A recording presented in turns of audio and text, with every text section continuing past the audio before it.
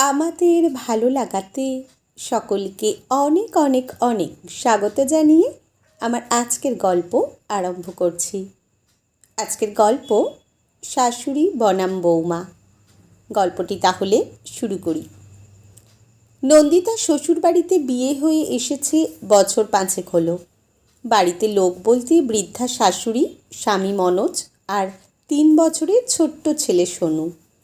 বিয়ের সময় মা বলেছিল বটে, সংসারে মানিয়ে নিয়ে চলতে হয়, কিন্তু নন্দিতার শাশুড়ি যোগমায়া দেবীর আচরণে মনে হয় না যে নন্দিতা মানিয়ে নিতে পেরেছে এ বাড়িতে এসে। বিয়ের 5 বছর হয়ে গেছে, এখনও রান্না একটু খারাপ হলেই কথা শুনতে হয়। আবার বৌমার সাথে একটু সামান্য কথা কাটাকাটি হলেই ছেলেকে বৌমার নামে শোনাতে ছাড়েন না। মাঝে মাঝে বড় অভিমান হয় নন্দিতার। বাবা মা বাড়ি ছেড়ে এ বাড়িতে চিরদিনের জন্য চলে এসেছে সে।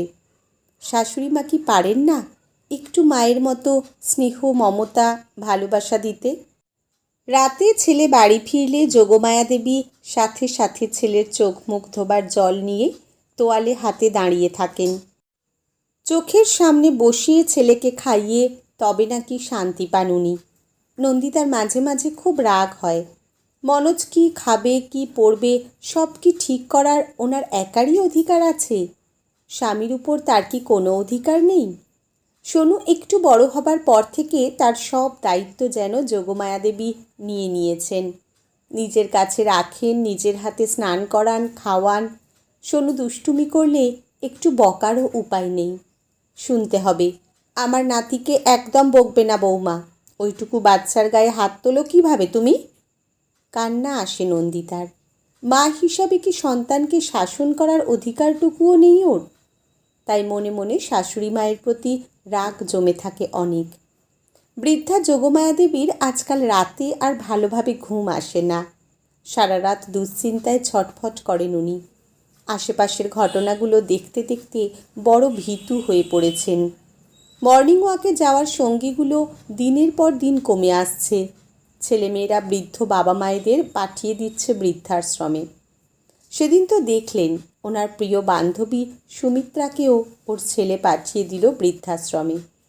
সুমিত্রা খুব কেঁদেছিল, বলেছিল, যোগমায়া, আমার আর নাতি নাতনিদের সাথে সময় কাটানো হলো না রে। ছোট্ট সোনু যে যোগমায়া দেবীর প্রাণ, ওর থেকে দূরে থাকবেন কি করে উনি? স্বামীর মৃত্যুর পর কত কষ্ট করে ছেলে মেয়েকে মানুষ করেছেন উনি। সেই ছেলে যদি মাকে দূরে পাঠিয়ে দেয়, কিভাবে সে যন্ত্রণা সহ্য করবেন যোগমায়া দেবী? এটা ভাবলেই আঁতকে ওঠেন উনি।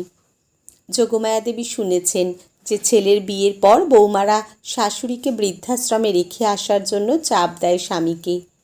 তাই ছেলেরা বাধ্য হয়ে মাকে রেখে আসে কোনো বৃদ্ধাশ্রমে। যোগমায়া দেবী মনে মনে ভাবেন, মনোজ তো মাকে খুব ভালোবাসে, হয়তো নন্দিতা স্বামীকেও বোঝায় তাকে দূরে পাঠিয়ে দেওয়ার জন্য। তাই শুধুমাত্র মনের আন্দাজেই বৌমাকে খারাপ ভাবতে শুরু করেন, আর ছেলে নাতিকে কাছছাড়া করার ভয়ে আরও বেশি করে আঁকড়ে ধরে বাঁচতে চান উনি। যেটা নন্দিতার কাছে একটু বেশি বাড়াবাড়ি বলেই মনে হয়। নন্দিতা সিরিয়াল দেখতে পছন্দ করে না, অথচ যোগমায়া দেবীর প্রতিদিন সিরিয়ালের পর্বগুলো না দেখলে চলে না। বাড়িতে একটাই টিভি, তাই ব্যাপারটা নিয়ে ছোটোখাটো ঝামেলাই হয়ে গেল সেদিন শাশুড়ির সাথে। মনোজ বাড়ি ফিরে খেয়ে বিশ্রাম নিতে চলে গেল। জানতেই পারল না যে তার স্ত্রী মা দুজনেই না খেয়ে আছে। নন্দিতাও রাগ করে রাতে না খেয়ে শুতে চলে গেল। যোগমায়া দেবী খাবার টেবিলে একা বসে আছেন, চোখ ভরা জল।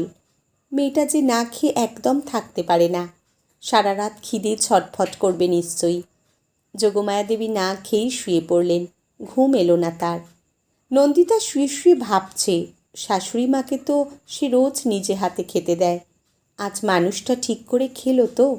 ঘুম নেই চোখে। উঠে রান্নাঘরে এসে দেখল যেমন খাবার ছিল ঢাকা দেওয়া পড়ে আছে। তার মানে খাননি উনি? একে অসুস্থ, খাবার পরে এতগুলো ওষুধ খান রোজ, নিশ্চয়ই সেগুলোও খাননি উনি। যদি বাড়াবাড়ি কিছু হয়ে যায়, অসুস্থ হয়ে পড়েন উনি। সারা রাত চিন্তায় বিছানায় এপাশ ওপাশ করছে নন্দিতা। কিন্তু রাত জেগে থাকা দুটো মানুষের জানা নেই তারা দুজনেই জেগে আছে আজ। নন্দিতার ননদ এ বাড়িতে খুব কমই আসে।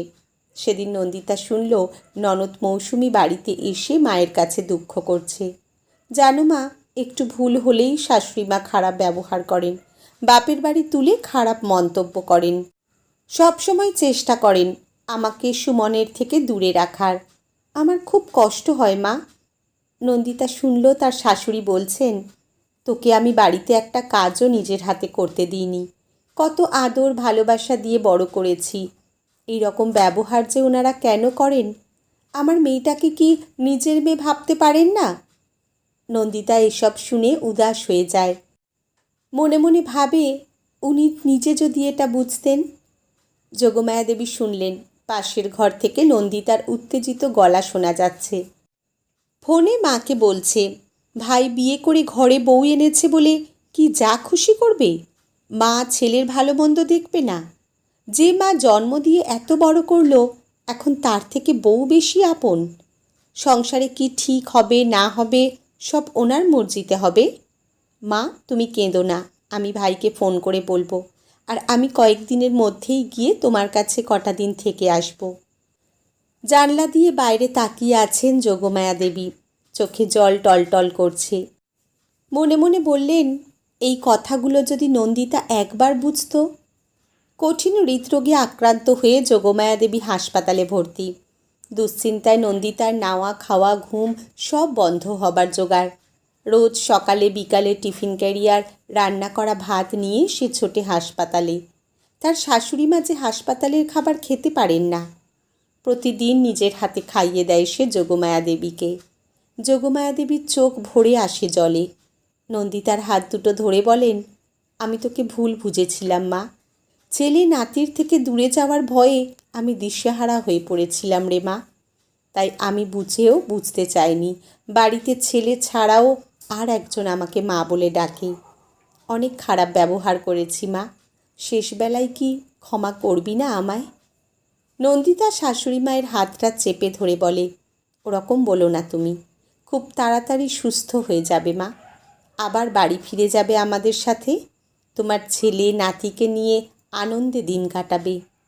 মাঝরাত বারান্দায় দাঁড়িয়ে আছে নন্দিতা, চোখে তার ঘুম নেই। একমাত্র ছেলে সোনু বড় হয়েছে। অনেক দিন আগে শাশুড়ির মৃত্যু হয়েছে। ছেলে চাকরির জন্য পাড়ি দিতে চলেছে বিদেশে, সামনের সপ্তাহেই চলে যাবে সে। কত শুনেছে ছেলে বিদেশে গেলে সেখানেই সংসার পাতে, বাড়িতে ফেরে না, আর ভুলে যায় বাবা মাকে। তার সাথেও যদি এরকম হয়? সোনু যে ওর একমাত্র ছেলে, ওর প্রাণ। শাশুড়ি মায়ের মুখটা মনে পড়ে যাচ্ছে। মনে মনে ভাবছে, আমার পাশে তবু আমার স্বামী মনোজ আছে, কিন্তু ওই মানুষটার কাছে তো কেউ ছিল না ছেলে ছাড়া। আজ শাশুড়ির সাথে নিজের খুব মিল খুঁজে পাচ্ছে ও। শাশুড়ি মায়ের ভয়গুলো যেন ওর বুকের মধ্যে বাসা বেঁধেছে। নন্দিতা বুঝেছে আজ ওদের দুজনের ভয়টা একই হয়ে উঠেছে, কারণ ওরা দুজনেই যে মা। আজকের গল্প এখানেই সমাপ্ত। কলমে শ্রাবন্তী মিস্ত্রি, পাঠে জয়তী। ধন্যবাদ।